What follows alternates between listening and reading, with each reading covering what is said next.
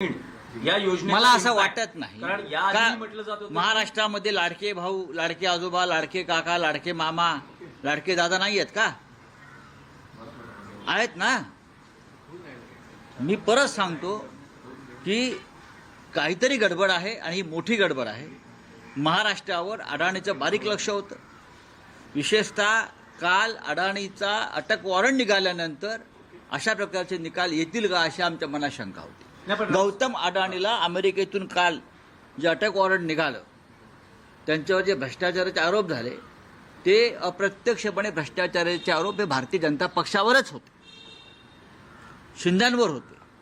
कारण या निवडणुकीमध्ये सगळ्यात जास्त पैशाचा वापर आणि ताकद ही अडाणींनी लावली आणि आता या निकालावरती गौतम अडाणीचा प्रभाव आहे का? कारण अडाणी, मोदी आणि फडणवीस, शिंदे वेगळे नाहीत.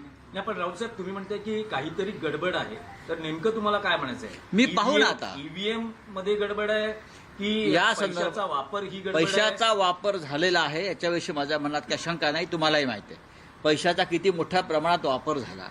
एकनाथ शिंदेचे सर्व आमदार कसे काय निवडून येऊ शकतात? कसे काय निवडून येऊ शकतात? अजित पवारांचे ज्यांच्या गद्दारी विरुद्ध या महाराष्ट्रात रोष आहे, ज्यांच्या बेईमानी विरुद्ध या महाराष्ट्रात प्रचंड रोष आहे, शरद पवारांच्या सभांना, त्यांच्या प्रचाराला तुफान प्रतिसाद मिळाला, ते वादळ तुम्हाला दिसत नाही. पण आज जागा जिंकल्यावरती युतीचं वादळ म्हणताय तुम्ही. स्वतःला प्रश्न विचारा मीडियानं. मीडिया हा एक लोकशाहीचा महत्वाचा असतो. ओके, संजय राउत मराठी में बोल रहे हैं. अतुल लोंडे पाटिल हैं क्या हमारे साथ? अतुल भाई बताइए जरा मराठी में संजय राउत क्या कह रहे थे? संजय राउत कह रहे थे कि जिस तरह से अदानी पे एलिगेशंस हुए हैं, एलिगेशन क्या चार्जेस फ्रेम हो गए, अरेस्ट वारंट निकला है, उसके बाद अदानी की जो है वो नजर थी महाराष्ट्र में और कुछ तो भी गड़बड़ जो है वो गड़बड़ के बिना ऐसा हो नहीं सकता क्योंकि हमने जमीन पे काम किया है. जमीन पे ऐसी कोई चीज दिखाई नहीं दे रही थी. जो अभी नतीजे जो चल रहा है, रुझान जो आ रहे हैं, वैसे रुझान कुछ दिखाई नहीं दे रहे थे जमीन पर. और ये अचानक से इतना बड़ा उलटफेर जो है वो कोई भी प्रेडिक्ट नहीं कर सकता था, किसी को भी नहीं पता था, कोई नहीं बता पा रहा था. जमीन पे कुछ अलग दिख रहा था और ये ऐसा होना यानी इसमें कुछ तो भी गड़बड़ है. और इसमें अदानी के ऊपर जिस तरह से एलिगेशंस हुए यूएस कोर्ट में, उसके बाद की ये मूवमेंट हो सकती है, ऐसा उसका कहना है. ठीक है. अब अतुल भाई आप भी बता दीजिए, कांग्रेस पार्टी का भी यही मानना है क्या कोई गड़बड़ हुई है और किस तरह की गड़बड़ का आप आरोप लगा रहे हैं, ये भी बता दीजिए. अभी क्या है, सारे आरोप लगाकर हो गए, सारी चीजें हो गई है. जमीन पे जो होता है बहुत बार दिखाई नहीं देता है. अभी देखिए वो यशोमती जी 900 वोट से पीछे है. पहले वडेट्टीवार जी पीछे थे, वो 3000 से आगे हो गए. कोई रिपोर्टर खुद लिख रहा है कि 3000 से पीछे है. मैंने जब जानकारी ली तो वडेट्टीवार जी 3000 से आगे थे. तो मुझे ऐसा लगता है कि कांटे की टक्कर तो दिखाई दे रही थी और जहां जहां हम देख रहे हैं वहां कहां कौन से प्रभाव क्षेत्र में पेटियां खुली है वो भी देखना चाहिए. और प्रभाव क्षेत्र के बाहर जाकर कुछ हुआ है क्या, उसके बाद जब अलग अलग प्रभाव क्षेत्र की अपने अपने प्रभाव क्षेत्र में पेटियां खुलेगी तो ये बदलाव की संभावना मुझे दिखाई देती है. अभी आरोप करके कुछ फायदा नहीं है. नहीं अतुल जो भाई होना है वो तो होकर रहता है.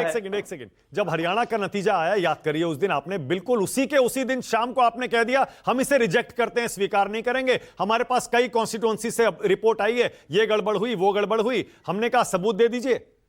भाई कितने दिन हो गए, आज तक आपने कोई सबूत नहीं दिया. आप महाराष्ट्र में भी लगता है उसी तरह के बहाने बनाने पर उतर आए हैं.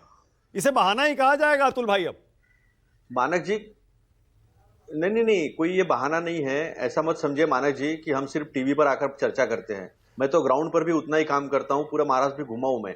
जिस तरह से जमीन पे स्थितियां थी, यानी सोयाबीन को आप भाव नहीं दे रहे, 4892 एमएसपी है, किसान को मिल रहा है 3200 रुपया, फिर भी किसान ने उनको होट किया, ऐसा मान ले क्या आप? अच्छा ठीक है. कपास का उत्पादन अच्छा हुआ है लेकिन आपने 32 लाख अतुल भाई एक सेकंड ऐसा मान रहे क्या आप? ठीक है, एक काम करते हैं, थोड़ी देर और रुकते हैं क्योंकि अभी भी आप जो संभावना जता रहे हैं कि ये नतीजे बदल सकते हैं, रुझान बदल सकते हैं. थोड़ी देर और रुकते हैं क्योंकि हम तो जितना रुक रहे हैं एनडीए का आंकड़ा उतना ही बढ़ता जा रहा है. 214 पर पहुंच गए वो 288 में से. मुझे याद नहीं पड़ता महाराष्ट्र में इस तरह का रुझान, इस तरह का नतीजा 20, 25, 30 साल में मुझे याद नहीं पड़ता. अब इतिहास के और पीछे जाना पड़ेगा ये याद करने के लिए कि ऐसा नतीजा कब एक तरफा महाराष्ट्र में आया था. वो गड़बड़ी की बात स्वीकार भी नहीं कर सकते क्योंकि जो बगल वाला आंकड़ा है झारखंड का, उसमें इंडिया ब्लॉक 52 है, डबल के आसपास। और एनडीए 27 है। हाँ, बिल्कुल सही बात। बीजेपी अपने नंबर से पीछे चली गई है। आरजेडी 7 सीटों पे लड़ी थी, 6 सीटों पे जीत रही है झारखंड में। तो अतुल लौंडे पाटिल ये नहीं कह सकते कि यहां तो गड़बड़ी की गई है ईवीएम में, वहां नहीं की गई। बिल्कुल सही बात है। तो इस बार फंस गए। इस बार उन्हें ये मानना पड़ेगा कि जो जमीन पे उन्होंने देखा वो ठीक नहीं देखा। बोलिए विजन- अतुल भाई, विजन ठीक बोलिए। कराएं अपना। झारखंड स्वीकार है ना, और महाराष्ट्र स्वीकार है ना? सुकेश जी, मैंने आपसे अभी कुछ भी नहीं कहा है। मैंने कहा कि आरोप लगाने में कोई मतलब नहीं है, वो जो होना है वो होके रहता है, मैंने ये कहा था। तीसरी बात यह है कि हमने कई जगह हमने C-17 फॉर्म पर बैटरी जब खुली तब कितना उसका परसेंटेज था और जब बंद किया तब कितना परसेंटेज था, ये नोट किया है। इसका एग्जाम्पल अगर आपको देखना है तो मैं दिखा देता हूं। एक जगह का मैंने लिया भी था खुद जाकर, तो वो भी मैं आपको दिखा देता हूं।